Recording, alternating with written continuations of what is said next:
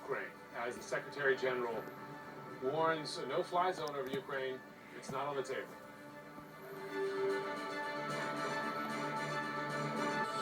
Just into CNN, a senior U.S. defense official now says Russian forces have advanced closer to Kyiv, that they are now roughly 15 miles outside the capital. Also this morning, the NATO Secretary General standing firm.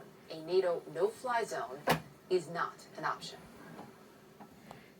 The only way to implement a no-fly zone is to send NATO planes, fighter planes, into Ukrainian airspace, and then impose that no-fly zone by shooting down Russian planes. Believe that if we did that, we'll end up with something that could end in a full-fledged war in Europe.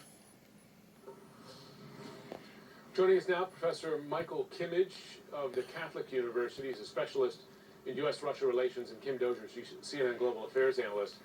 Kim, the U.S. and NATO, they are supplying the Ukrainian military with some powerful weapons, shoulder-fired missiles, both javelins meant for tank and armor, and Stingers meant for targets in the air.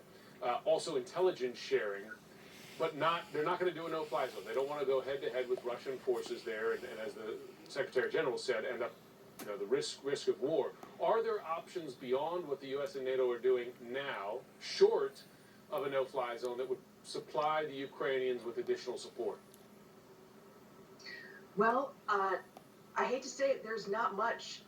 They could send in something like Patriot missile batteries, something that could help deter Russian air attacks. But the fact of the matter is, by not leaving some of those U.S. or NATO forces behind that could run some of those systems, they don't have time to train the Ukrainians up in the middle of a hot fight on some of these sophisticated anti-air type defenses.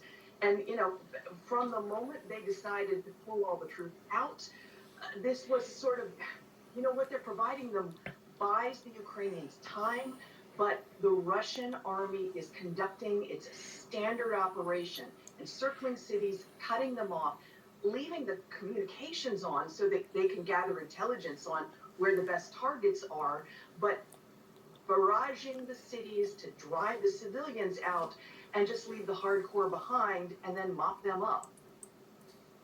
Michael, Kim just mentioned this sort of standard operating procedure for Russia. What we're also seeing, as our colleague Nick Payton-Walsh was just reporting, is this, as he referred to, this fake movie, and how quickly this effort has been rolled out from the Russian playbook to bring in aid, to sort of create this fake narrative of what's going on and that Russians are being welcomed with open arms.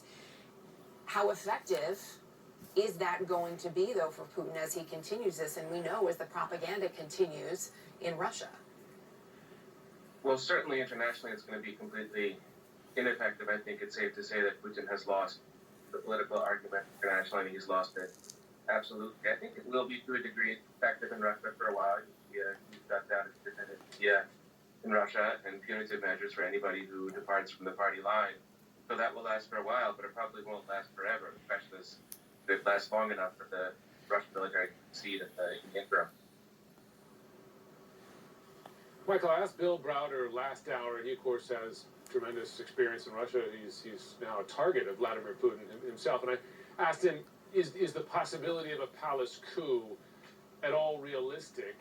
And he made the point that Putin is paranoid, and he keeps himself away from any threat, even those long tables we've seen as he meets with people, not so much about COVID, but about protecting himself. Bill Browder said from the possibility of assassination. I wonder, do you see the possibility, potential for an internal challenge to his leadership? I think it's remote. I think Putin has built in Russia a machine that only he can run.